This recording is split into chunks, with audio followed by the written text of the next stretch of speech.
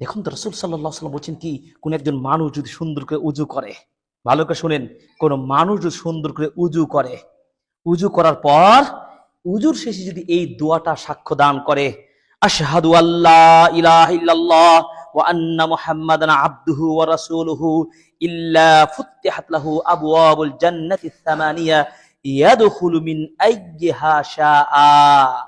রাসূল সাল্লাল্লাহু আলাইহি ওয়াসাল্লাম বলছেন, কেউ যদি উজুর পরে এই কালেমা শাহাদাটা সুন্দর করে আত্মার বিশ্বাস নিয়ে পাঠ করে, আল্লাহ রাসূল বলছেন আল্লাহ তার জন্য জান্নাতের ৮টি দরজা খুলে দিবেন।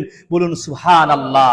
সেই ৮টি দরজা তার জন্য ওপেন, সে যেটা দিয়ে চাই সেটা দিয়ে প্রবেশ করতে পারবে।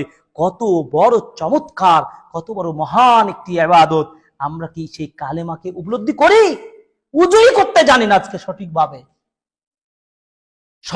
উজু করতে হবে। এরপর আপনার বিশ্বাস নিয়ে কালেমা পাঠ করতে হবে। উজু হয়ে পাক পবিত্র হয়ে আপনি দৃঢ় চিত্তে বলছেন, আশহাদু, আমি সাক্ষ্য দিচ্ছি, আমি সাক্ষ্য দিচ্ছি আল্লাহ ছাড়া সত্য কোনো কি নেই, মাবুদ নেই, এবং মুহাম্মদ আল্লাহর প্রিয় বান্দার নবী ও রাসূল। এই দৃঢ় চিত্তে বিশ্বাস করতে হবে। এটার নাম তাওহীদ। সুতরাং তাওহীদ জানতে হবে। তাওহীদ মানে আরো ভালো করে বুঝে নেন যে সব কিছুর ক্ষমতার মালিক, জীবন মরণ সব কিছুর মালিক একমাত্র কে? আল্লাহ। আল্লাহর সাথে অন্য কেউ আছে? আল্লাহর পৃথিবী রাজ্য চালাতে আল্লাহর সাথে অন্য কোনো দ্বিতীয় আল্লাহ আছে? নাই।